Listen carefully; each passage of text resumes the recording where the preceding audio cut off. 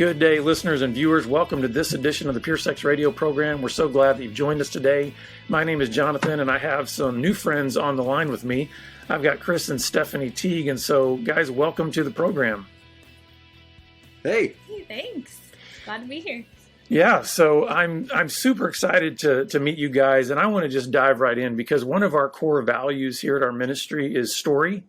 And we believe that, God is the ultimate storyteller. He's given us a story throughout all of Scripture.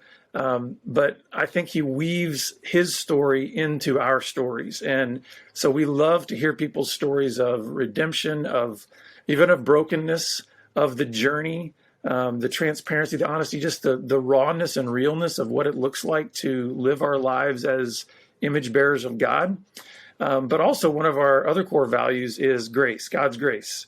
And so I really believe that what you guys are going to be sharing with us today is going to highlight those two things. You've got a story to tell, and I believe that you want to share about God's grace. So can you give us just a little bit of background of who you guys are, how you met, and just kind of take us from there? Yeah. Well, I'm Chris. This is Steph, and we have a ministry that we do, a music ministry where it's kind of part ministry, part music. And we think of it living together in that space where we tell our story through music. And it comes with us everywhere we go. It's a part of everything that we do. And we met when we were in high school. We were high school sweethearts. Which we're finding in the smaller pockets of the country is not as rare, but it's rare in a big city. So yeah, we met when we were in high school. We got married when we were in college. And I mean, how would you characterize that part of our life? I mean, it was as if we were following all the steps that the typical Southern church, I think, Southern culture would have spelled out, right? Met young, married young. We're in church every time the doors were open. We met on a mission trip. I mean, it's pretty stereotypical of the South. Yeah, I was reading a little bit of y'all's bio on your website, and we'll share that website with folks later. But I loved how you talked about, hey, 13 hours sitting on, fake leather and a big yellow bus was where it all started. So that's kind of a cool beginning. That's right. Yep. Scorching hot school bus trip all the way to Philadelphia from Nashville. So not comfortable, but fortuitous for us, and that we found some love. Yeah, I mean, we got married when we were in college, and so I think that characterized. It's like we've met other couples who are like us, in that they met and married young, and I think there's a benefit to growing up together. It's like you don't quite even know who you are yet, and so you find yourself within that boundary, within that institution of marriage. And I think it has some cons too, but I think both sides of the coin have their pros and cons. So we're kind of trucking along. Things seem great. Our resume was padded. Things were good as our young little Christian couple was going, our young little marriage, and like a lot of young men and women, I started to maybe not even battle, because I don't think battle is the right word, but I started to have and struggle with some doubts, doubts are not a bad thing. They're an integral part of a life of faith, but I didn't have a view of faith that was like that. I thought that doubts were bad, and I thought that if I was questioning things, that there was something kind of wrong. And because we led worship in a lot of places and spaces, that pressure I put on myself, and I think the church culture kind of put that on me as well. But I just hid. I hid because I was afraid, and so I just pretended like I had it all together, like a good Southern kid does. But that started to wear on my soul, and it certainly wore on our marriage, because I wasn't really talking about that with anybody. And when the enemy can get you alone, he can get you to do anything. And during that time in college, I was also in the music industry, which has its smorgasbord of temptations and I found solace there. I welcomed it because these other sort of fringe characters I met in the music industry had the same questions and thoughts and doubts that I had. So I felt really at home, even though it was with the wrong crowd, if that makes sense. Not that the music industry is the wrong crowd, but I wasn't asking my questions in the right place, I think. Yeah. Well, let me ask, so as you're kind of going through this season of growing doubts, Stephanie, what were you aware of? Chris, what were you sharing with Stephanie? Like, was this kind of a total secret, or were there certain things that you guys were talking about during the season of growing doubts for Chris? There was very little conversation about it. Of course, hindsight's 2020, right? I could see, looking back, I can see little clues of things not being what they seemed. I think I remember one conversation that we had about him expressing some doubts, and I obviously that scared me a little bit. But then I knew that he was reading some books like Case for Christ and all these some theological books. I thought, oh, he's fine. He's figuring it out on his own. He didn't bring it back up, so he's good. And I think I felt comfortable living in that assumption of, okay, he's all right. I don't need to press. Can I ask you what some of those clues might be that you say in hindsight you were able to detect, later on? Because I think that would be helpful maybe for audience if you're like, hey, these are maybe some things that can indicate if there's a fracture in the relationship or if there's something not being shared. Can you share any of that? I think one of the most obvious things for me was he didn't want to pray out loud. We were in a small group setting, or we did lead worship together, and I think we were asked to lead for our small group, and he just kind of avoided it. And we just weren't doing well. Our communication was not great. Again, I think I chalked it up to we're busy. I was finishing a graduate degree. We both worked. It was just a hard season, a busy season. And I think that God, specifically, you have a gift of discernment, but I think everyone is given a spirit of discernment. And I think, I don't know that there's a real specific pinpoint you could make, but I think a greater point would be like, if you feel like something's off, I think I was hiding and you willfully ignored it and chose to believe that everything was okay. So more like, hey, something's off. We should talk about this, and bring it up. Yeah. And we just were at a place in our relationship where our communication was not great as far as dealing with conflict and things. So I just kind of wanted to push through and hope that things would get better.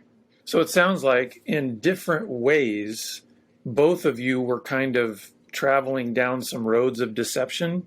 Would that be fair to say? That, like Chris, in your sense, you're saying, hey, I'm really starting to grab onto some of these doubts and these things that are really, maybe crumbling my faith. Stephanie, you're saying this isn't fitting my mold. This isn't the way I thought, life should be right now. And so you're kind of being deceived in ignoring maybe some of the realities that are going on. Let me make it clear, because I can already hear some of the wives especially screaming at me. That's not to place any blame on you for the decisions that Chris made. But I think sometimes when we look in our histories, we realize, oh, it's not 100% one side or the other in terms of where the brokenness lies and where the troubles are. So what happened next? Tell us more about what happened as you were going through the season of doubt. Yeah, well, I just wasn't known. And marriage and community of faith, like that's, where else should you be known than in those places? And the places where I was known, it wasn't true community. So my soul was just getting separated, I think, further and further. And there was just a lot of deception going on for me, because I couldn't engage my good questions in a healthy way. And, the temptations that I found in the music industry, again, I found solace there because I could use drugs, or I could use parties or friends or alcohol to maybe not forget, but like just not have to think about all the shame and all the hiding that was going on. And that opened the door, like I said earlier, it opened the door for the enemy to slide in this little lie, this little whisper that said, "Hey, you're probably not happy because you're married," you know, because at this point, I couldn't even identify that voice as the enemy because I didn't even believe in God anymore. I was leading worship still, but I was leading worship as just a performer, leading people to a God I didn't believe in. So, I mean, you can imagine the violence that's happening in my heart and the duplicity that just, it rips you apart from the inside out. And so that lie took root, and for years I kind of sat on it. And this is a period, I mean, we were married for 3.5 years. And I sat Stephanie down one night in January of 2010, and I said, I don't believe in God anymore, and I don't want to be married anymore.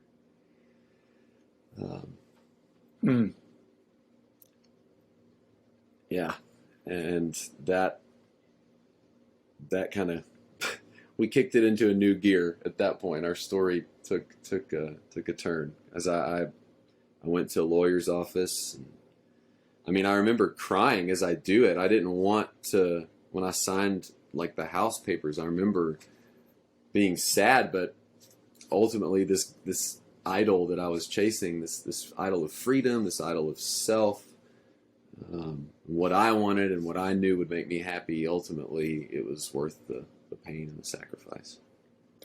So, Chris, you shared kind of how all this stuff is internally going on in you, and it finally culminated in you making this really difficult statement to your bride that I don't believe in God, which is one thing that we probably need to address, and then I don't want to be married anymore.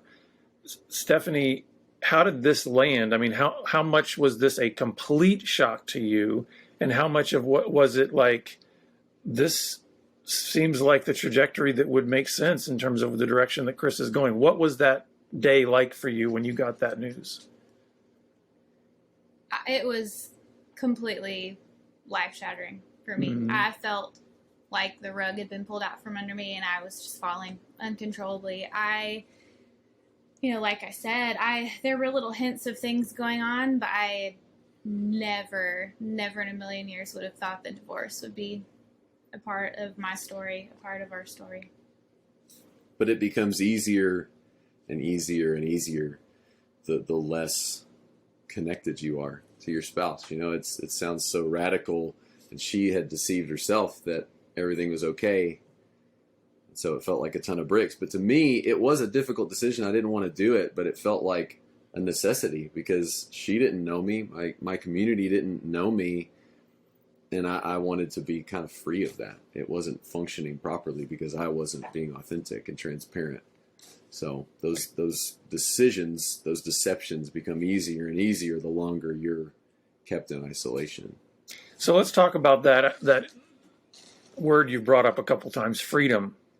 Because the many faces of freedom, right? And how sometimes freedom gets presented to us, and then what freedom actually is. Can you take us through, and maybe we need to hear a little bit more of the story to really kind of tease out the idea of what you were thinking at that time freedom was, and maybe what you have come to discover freedom to actually mean. And maybe both of you could speak into that a little bit as you continue the story. Yeah. Man, what a great question. So I divorced Steph, papers were finalized and everything sort of fell into place the way that I thought it should for me to be happy. And I got to chase after, it was a true prodigal son, moment for me, in that I'm chasing all of these vain pleasures, the things of the world that are supposed to make me happy. And I say this pretty frequently. It's not as if there wasn't some sort of relief. I coming clean, even if you're coming clean to something that you've been deceived of, even if you're coming clean to a lie, it feels good because the duplicity's gone. Now people know who I am. And so there was this weight that was lifted. but I wasn't coming clean and saying, all right, I want to try to make this right. I was coming clean and saying, no, I'm leaving and I'm going my own way. And I'm kind of rebelling against what I was called to. So I ended up in a not very good place pretty quickly. I tend to do things pretty fast, hard and fast. And I ended up in a really dark place quickly because this lie, this deception that I had bet everything on, and this idol that I'd set up to save me was not meant to do that. Mm-hmm. And the house of cards fell really, really quickly, and I was kind of crushed beneath that weight. And I heard a patriot say it one time. It's kind of silly. Actually, it was maybe in a comedy movie. Anyway, freedom isn't free. And sitting beneath the weight of all of the consequences of the decisions that I'd made, now I'm alone. I don't have anybody. I don't have any community. I don't have, I was just completely devastated because everything that I'd bet my life on now was exposed. And that sort of pulled the veil from my eyes to see what I'd done, who I'd become, the things I'd been chasing, just kind of the vanity of it all. And somehow, through it all, even though I'd sworn God off, I don't believe in God anymore, I'm kind of this agnostic, I'm not sure. Even though I'd said all of that, like in that moment, something happened. Some kind of exchange between, me and God, the divine, the mystery. It happened, and to experience that and to know that at the bottom of my own pit, that I dug, I'm loved, I'm completely accepted, it's transformational. And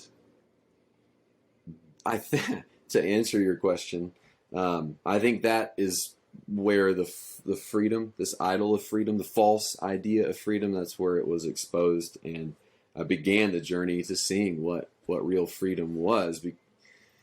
I could talk for a long time, but it had to do with behaviors, it had to do with idols, it had to do with questions and doubts and how to even handle those, but to know the freedom that God can see me as I am, all my doubts, all my questions, all my flaws and faults, and Him still be willing to chase after me. I think that's beginning to see what freedom really is. Yeah. So Stephanie, as Chris is kind of going on his, false freedom journey, how, one of the questions that pops into my mind is, what did your faith look like at that moment? What were the struggles that maybe you were facing? Because I think if there's anything that could start to dismantle sort of your fairy tale image of what your life should have looked like and all that, this would be one of those moments where a lot of those questions for you could come up. So what was this season like for you in your faith and in your own journey? Oh man, for me, it was, I had my own journey I needed to go on, just like Chris, because as much, and like you even mentioned, I, was it my choice to end our marriage? No. Was it my fault that it ended? No, but I contributed. There were things going on in my heart that I had been so blinded to, I couldn't even see it. So when everything happened, I couldn't even process what was happening because I found so much security in living in this life that I had so carefully planned. And I was really black and white, really logical. So I thought if I do the right things, like, this is going to work out. I played the good Christian girl role very well. I think I thrived in that world. And so when this happened that I couldn't control, when no matter what I did, no matter what I said to Him, I couldn't make Him stay. I couldn't make Him believe in this God that we had served and just experienced His love for so many years. That was crushing. I mean, that was life altering to me because I had been so self-sufficient for so long and found so much security in being able to control it. And so it was a long process of first just wrestling with the Lord of, God, like, how could you let this happen? I did XYZ, right? This wasn't my choice. Really, it would tell it a lot in terms of the prodigal son. And it's like with Chris running off, everybody could see. But I so related to the other brother, this other brother in the story who felt those things. How did he deserve to come back? How could he be given the riches, of the father? But really what it was a season of God revealing a lot of sin that just wasn't as obvious. It was pride and self-righteousness and just a lot of junk that's easier to hide that needed to be dealt with. So for me, thankfully, the struggles never led me away from, my faith or my belief in the Lord.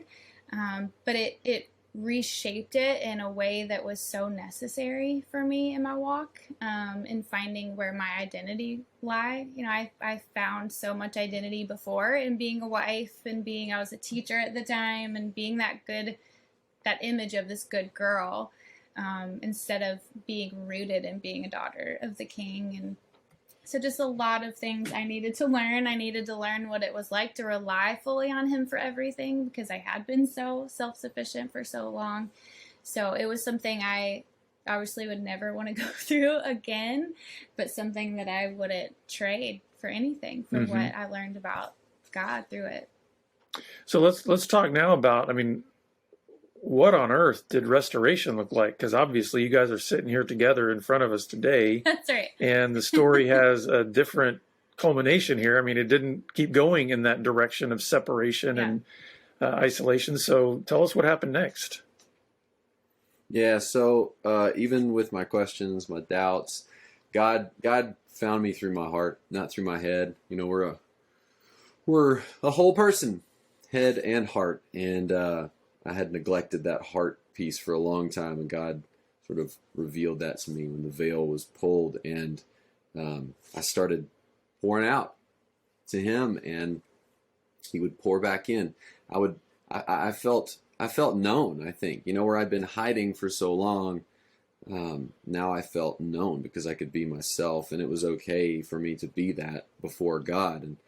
And old friends kind of started hearing that things were happening and calling and texting and coming around, and I'm opening the Bible, and it's just this fresh season of life where things are new and different, and God is showing up in my life in a way that He hasn't before.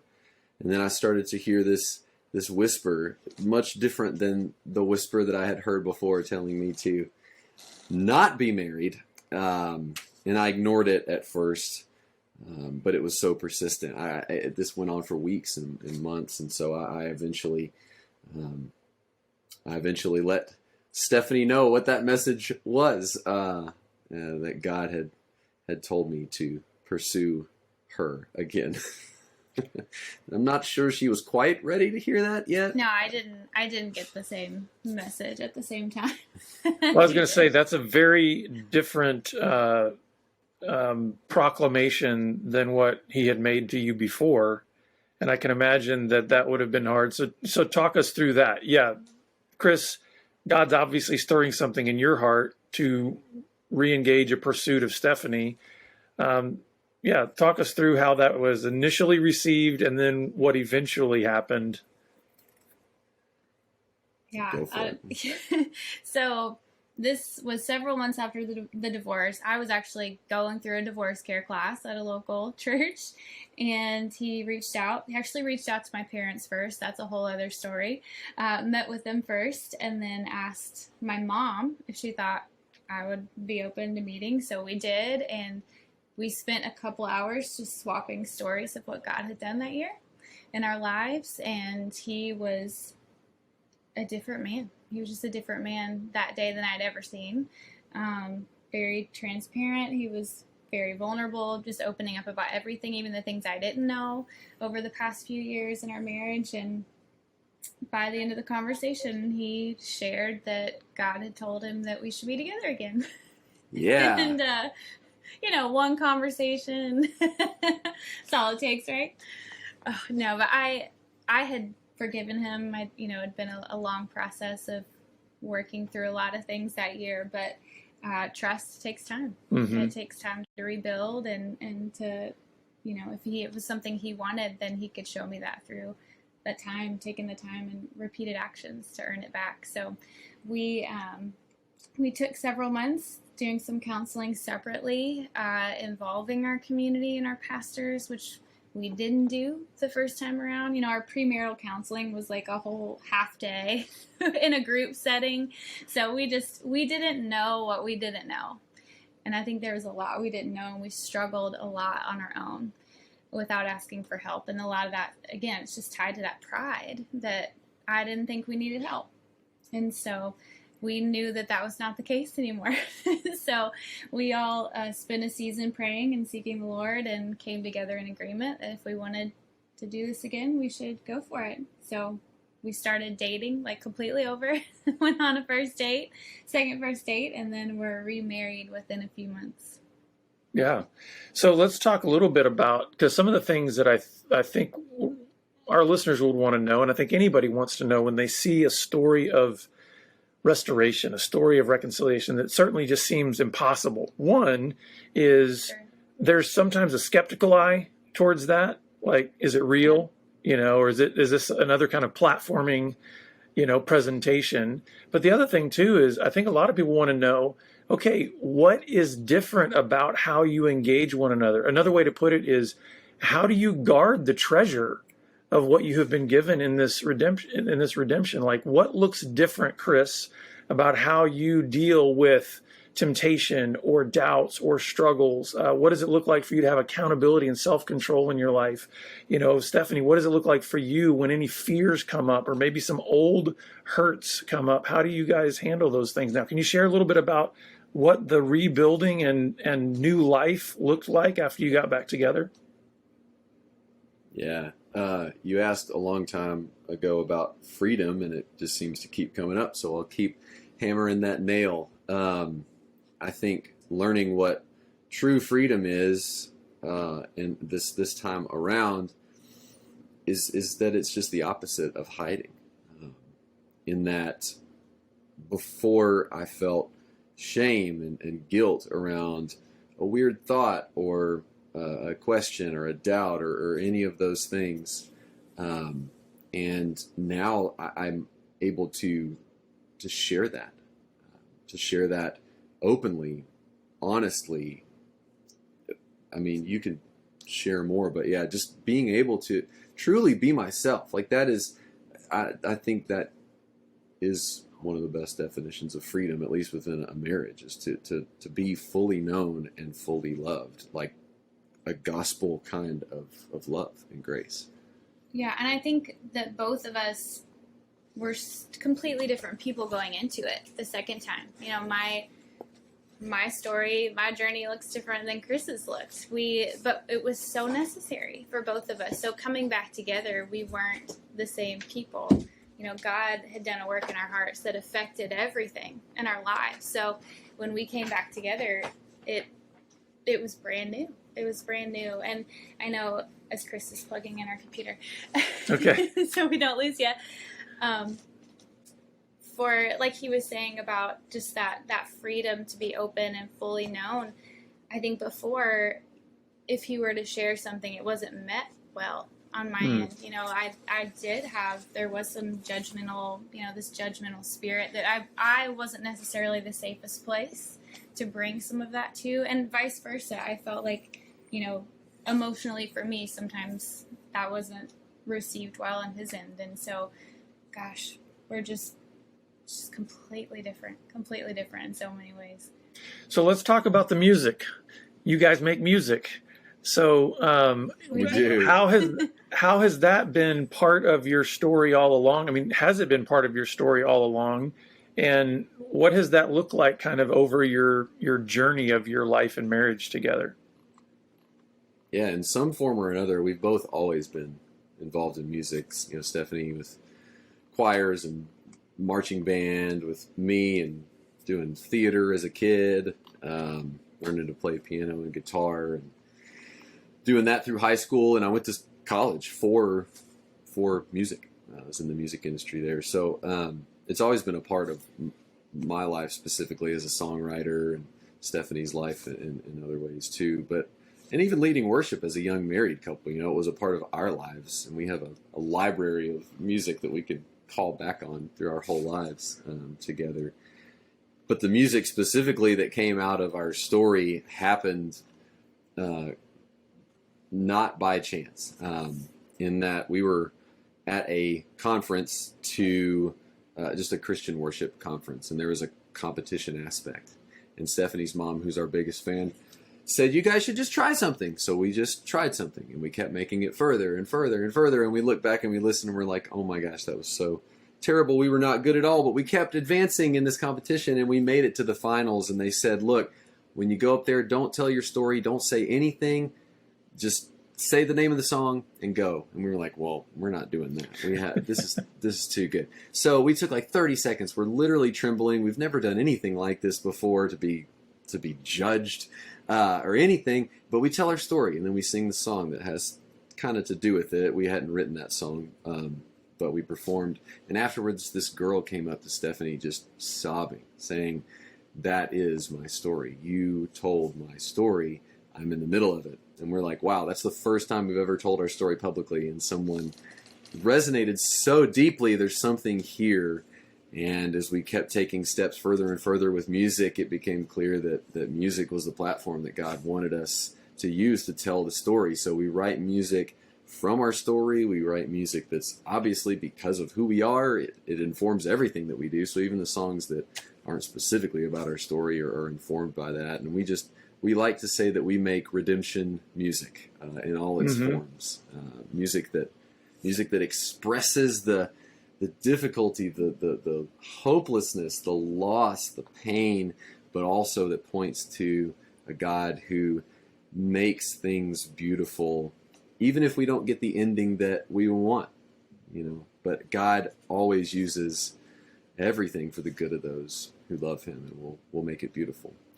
Well, I just have to say, I actually shared with our entire staff today before we recorded this podcast, your song "Take This." I feel like, Stephanie, I think that probably resonates powerfully with so many women who are experiencing betrayal or hurt or broken trust. The idea of, what does it look like to have that pain lifted? What does it look like to actually have that pain removed? And I feel like that song just so beautifully shares that. Can you share a little bit about maybe when that song was written and Yeah, we wrote that song. So that was a part of our last full-length album that came out a couple years ago. And I think even long before that, I knew I wanted to write this song. And, we write all of our songs together, typically just the two of us. And even before that, we just get contacted pretty often by women who are going through something. And so we wanted this song that kind of gave voice to that season, to the hardest season. And to so many of these men, and mostly women. Yeah. For us it's like we hate to see them languishing in that season, but also knowing that sometimes they're just languishing. Sometimes there is grief, there is loss, there is desperation. But for us to find a way to speak back into the people that walked through something similar, or even didn't walk through something similar. That's the beauty of music, is that it's interpreted different ways, and people who don't even have a story similar to ours have enjoyed that song and resonated with it. Yeah, because the whole idea of the song is, it very obviously spells out kind of the moment that Chris left. And but the overarching idea is, the chorus is just saying, God, like, I'm begging you to take this, because I can't feel you. I don't know what to do with this. I need you to take this from me. But then by the end of the journey of the song, it's the realization that he can't take it until we let it go. Yeah. And for me, I was just clinging so hard to Chris, to this, what I thought would happen, for that to happen. And God He wants to carry that burden. He wants to carry us through, and you have to just let it go and trust him for him to be able to do that. Would you say that realization helped bring you some freedom? I would say so. Nice callback. Yeah. One of our counselors, he likes to say, God won't take from you what you won't lay down. So it's like, we're clinging to these things. Take it. And God is not an abuser, so I love that picture that you've put even into that song. So thank you for sharing your story today. Thank you for being willing to be open about it. Sometimes it's easy to say, hey, look at what God's done for us and kind of go enjoy it in a corner. But thank you for being willing to share your story with others. Tell our listeners how they can get more information about your music and just even more information from you guys. Yeah, so all of our socials, everywhere online, anywhere you're online. If we're there, then it's you can find us Out of the Dust Music. So Instagram, Out of the Dust Music. Facebook, Out of the Dust Music. And you can go to outofthedustmusic.com and find our story and resources and all kinds of things you can share with someone or with yourself. Yeah, and we consider a big part of what we do to be the relational part. So we are the ones that answer all the messages that come in, all the contact us from our website. And we are not counselors, but it is so near and dear to us to be able to interact with people and help, lend an ear or a word of encouragement and prayer. Yeah, we'll be sure to put your website in the show notes. And Chris and Stephanie, thanks again for being with us today. Yeah. Thanks for having us. Yeah. Listeners, we're always glad that you're with us, and we look forward to seeing you back here again next time on the Pure Sex Radio program. Take care.